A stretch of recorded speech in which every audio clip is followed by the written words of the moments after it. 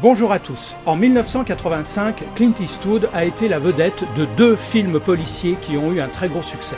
Le retour de l'inspecteur Harry et La Corde raide. Il est donc en pleine possession de ses moyens quand il réalise son troisième western. L'événement est considérable, d'autant que le film est en compétition au Festival de Cannes. La Croisette verra donc pour la première fois la légende américaine monter les marches. Dans cette vidéo, il sera question de cinéma fantastique, de vengeance, de neige, de Sergio Leone et même de Pier Paolo Pasolini. Alors, ce nouveau western est-il un très grand Clint Eastwood? À votre avis? Voici l'essentiel sur Pale Rider.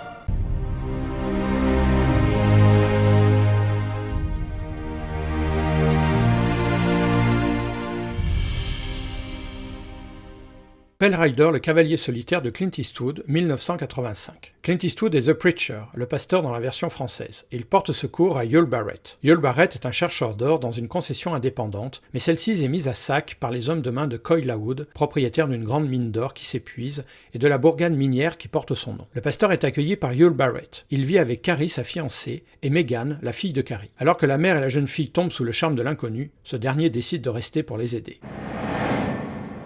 Aux côtés de Clint Eastwood, on retrouve Christopher Penn dans le rôle du fils du propriétaire. Il est le frère cadet de Sean Penn. Il a tourné dans une soixantaine de films dont Reservoir Dogs de Quentin Tarantino ou True Romance de Tony Scott. John Russell, un grand acteur du western classique, interprète le marshal Stockburn. Ce sera son dernier rôle au cinéma. Sidney Penny incarne Megan. Elle commence à 10 ans dans la série Les oiseaux se cachent pour mourir avec Richard Chamberlain. Elle a 14 ans au moment du tournage de Pale Rider. C'est son premier rôle au cinéma. Elle sera plus tard Bernadette Soubirous dans les deux films de Jean Delannoy. Enfin, dans les seconds rôles muets, on croise le géant Richard Kiel, célèbre pour avoir été requin dans deux des films de la franchise James Bond, L'espion qui m'aimait et Moonraker. Et Billy Drago, acteur de nombreuses séries B, qui fut aussi le flippant Frank Nitti, le tueur en blanc des Incorruptibles, le chef-d'œuvre de Brian De Palma. Clint Eastwood est aux commandes de la mise en scène. C'est son troisième western après L'Homme des Hautes Plaines et José Wells sur la loi. Comme L'Homme des Hautes Plaines, Pale Rider se combine avec le fantastique, alors que José Wells sur la loi croisait plutôt la grande histoire américaine avec la guerre de sécession. Dans son équipe, il y a tous ses fidèles collaborateurs. Joel Cox au montage, Edouard Carfagno au décor, Lenny Niehaus à la musique et Bruce Surtees à la photographie. Le scénario est de Michael Butler et Denis Schreieck. Ce couple d'auteurs était déjà à l'origine de l'écriture de L'épreuve de force en 1977. Avec Clint Eastwood, ils reprennent la trame de L'homme des vallées perdues de George Stevens avec Alan Ladd. Mais les vachers sont remplacés par des mineurs et le fils du fermier qui admire le protecteur par une jeune fille qui tombe amoureuse. Pale Rider est donc bien un remake détourné du film. Clint Eastwood apporte aussi la dimension fantastique absente du film de George Stevens. Il délocalise le tournage dans l'état de l'Idaho et fait construire le village de Lawood dans la zone protégée de Sawtooth Mountains à Sun Valley, réputée pour ses stations de ski et ses balades en forêt.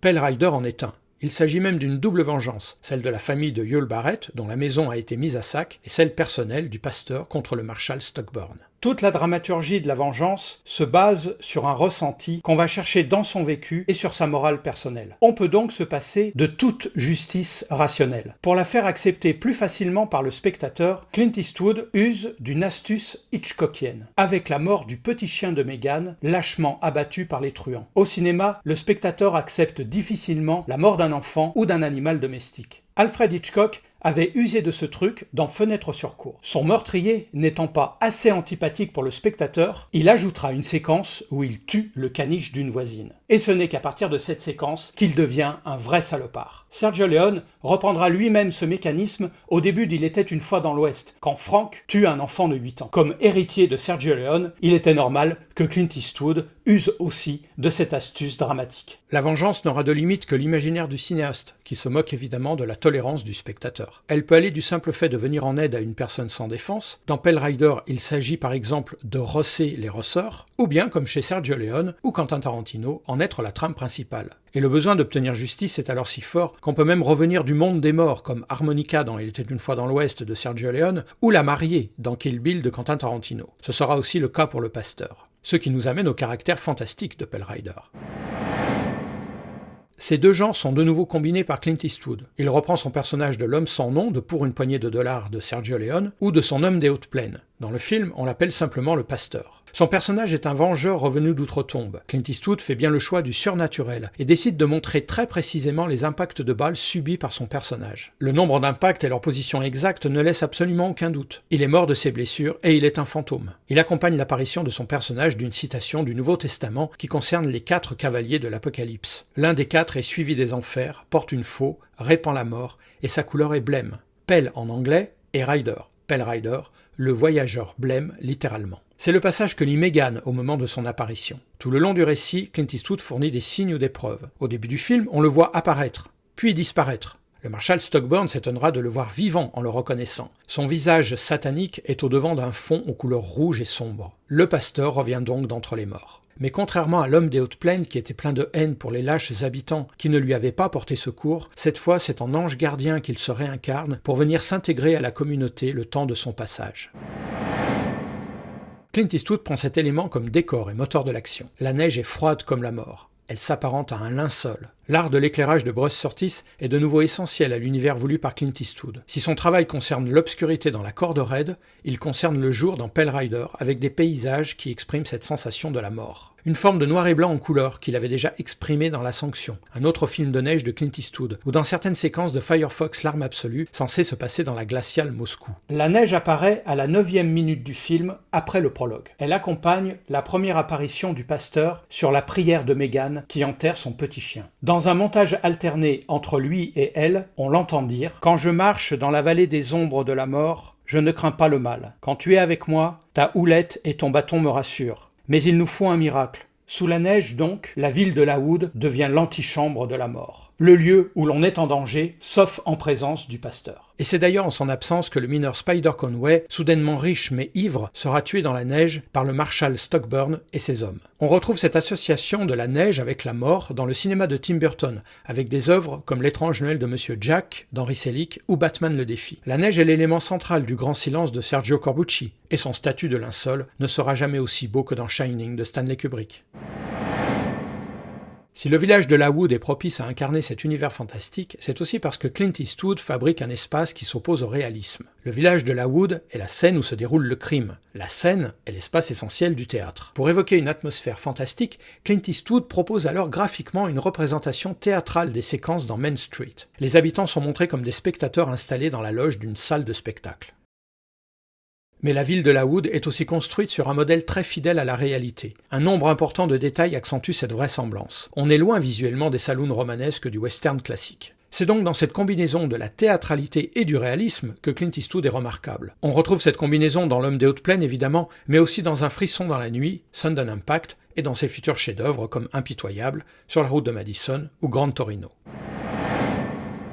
À travers le thème de la communauté et du territoire, Clint Eastwood s'inscrit comme héritier de John Ford. Le cavalier solitaire sur son cheval veille sur les citoyens. C'est comme ça que la justice va triompher de la violence. Il est l'équivalent de Tom Doniphan, incarné par John Wayne dans L'homme qui tua Liberty Valance. Pell Rider se situe à la même période de l'histoire américaine que le chef-d'œuvre de John Ford. Nous sommes en 1881, après la fin des guerres indiennes qui voit la reddition de Sitting Bull. Il s'agit maintenant de reconsidérer la frontière des États et de se partager les terres. Dans une séquence du film, Lawood, le personnage du propriétaire terrien, évoque d'ailleurs la nouvelle loi fédérale. François Guérif, dans son livre, résume bien cette partie historique. Clint Eastwood évoque les diverses luttes qui ont ensanglanté l'Ouest, avec barons des grands domaines contre colons immigrants.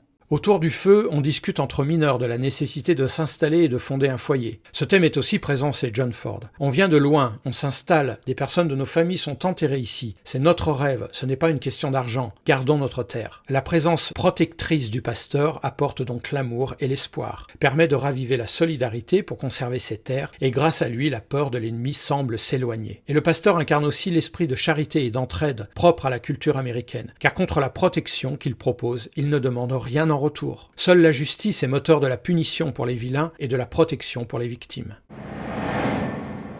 Pas de western chez Clint Eastwood sans référence au maître Sergio Leone. On retrouve l'entrée dans le village du pasteur identique à celle de l'homme sans nom dans Pour une poignée de dollars, mais en regard inversé. Dans le Sergio Leone, c'est l'homme sans nom qui regarde. Dans Pale Rider, ce sont les habitants. De nouveau la théâtralité. Une autre grande référence à Sergio Leone est aussi dans la séquence où Clint Eastwood aligne les longs manteaux, comme dans Il était une fois dans l'Ouest avec la célèbre séquence du massacre de la famille McBain. Clin d'œil aussi à Fred Zinman et son train sifflera 3 fois avec le vigilante et face à ses nombreux adversaires.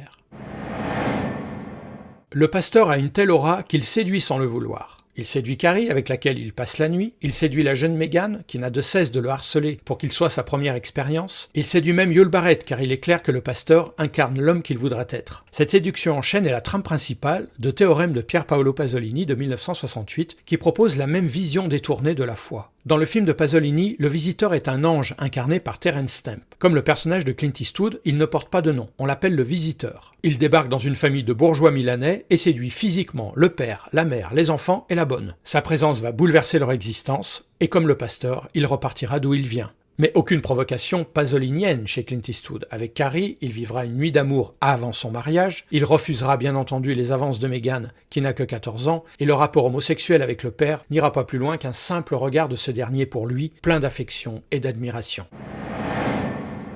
Gilles Jacob sélectionne le film pour la compétition officielle du Festival de Cannes. La conférence de presse est un désastre, et Clint Eastwood est sous le feu des insultes et de l'impolitesse des critiques français. L'un d'entre eux lui demande, je cite exactement ses propos. « Une grande partie de Pale Rider se passe la nuit, alors est-ce que vous avez voulu montrer les ombres du passé ?» Outre que la question ne veut rien dire, il n'y a dans le film qu'une seule séquence nocturne. Un autre lui éructe qu'il n'a rien à faire dans une compétition sérieuse comme le Festival de Cannes. Attaque fielleuse et injustifiée que Clint Eastwood n'est pas prêt d'oublier. Son regard pour ces journaleux dira tout. Heureusement, les vrais penseurs du cinéma sauvent la mise. La même année, Jean-Luc Godard lui dédie Détective, son dernier film, et il est accueilli pour 2 rétrospectives. Une à la Cinémathèque française de Paris et l'autre au Musée du film de Munich en Allemagne. Quant au public américain, il fait un triomphe au film. Sur le sol américain, il remporte 6 fois la mise de départ, avec 42 millions de dollars de recettes. Et il n'avait fallu que 6 semaines à l'auteur pour boucler le tournage. Un ratio efficacité-rentabilité qui n'est pas près de stopper Clint Eastwood.